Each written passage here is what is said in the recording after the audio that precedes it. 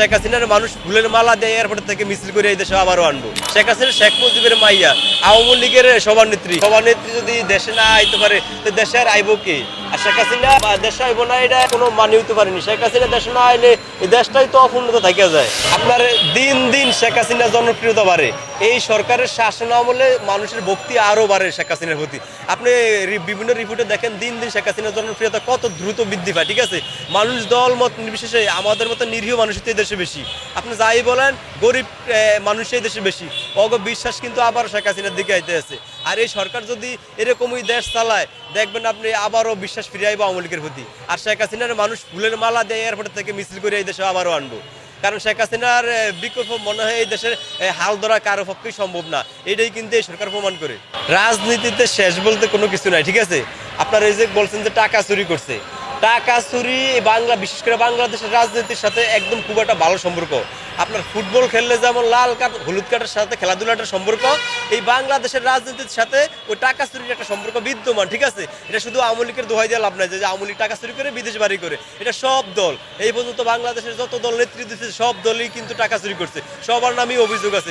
অনেকের সময় দুর্নীতিতে বাংলাদেশ চ্যাম্পিয়ন হয়েছে। এই জন্য আপনি শুধু আওয়ামী লীগের দোহাই দিয়ে লাভ নাই যে আওয়ামী লীগ এইটা করছে। আর আপনি এই যে বলেন যে শেখ হাসিনা যদি মানবতার নেত্রী হয়, তাহলে শেখ হাসিনা এত মানুষ মারলো কেন বা এইসব বিষয়।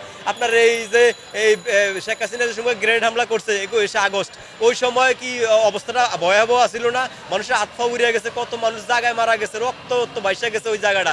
ওই সময়ের অবস্থাটা তো আরো ক্রিটিক্যাল ছিল। তো ওই সময় তো রাষ্ট্রকে ক্ষমতা ছিল, যে রাষ্ট্র ক্ষমতা ছিল তারা কি এই ব্যাপারটা জানতো না?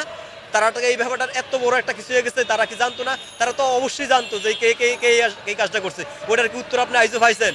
রাজনীতিতে কোনো দল পরিশুদ্ধ না বা কোনো দলই ভদ্র না যে আলাদা করে ধরন যায় এই দল যথেষ্ট ভদ্র। এটা শুধু আওয়ামী লীগকে দোষ দিয়ে লাভ নেই। তো পালায় নেই শেখ হাসিনারে। শেখ হাসিনা দেশে থাকতো, দেশের গৃহযুদ্ধ লাগতো, দেশের লক্ষ লক্ষ মানুষ মারা যেত। শেখ হাসিনা দেশের ভালো চাই বললেই তো শেখ হাসিনা ওই পারে গেছে, গন্ডগোলটা কমে। শেখ হাসিনা তো আর আপনার ভিসা নিষেধাজ্ঞা দেন। শেখ হাসিনা তো পাসপোর্ট জব্দ করে নেয়, শেখ হাসিনা আইতে পারবে না। শেখ হাসিনা এই দেশের নাগরিক। শেখ হাসিনা শেখ মুজিবের মাইয়া, আওয়ামী লীগের সভানেত্রী।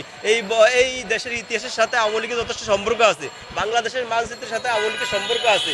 আওয়ামী লীগের সভানেত্রী যদি দেশে না আইতে পারে তো দেশে আর আইব কে? আর শেখ হাসিনা দেশে আইব না, এটা কোনো মানে হইতে পারেনি। শেখ হাসিনা দেশে না আইলে এই দেশটাই তো অপূর্ণতা থেকে যায়। আর শেখ হাসিনা আসারও তো সম্ভাবনা আছে।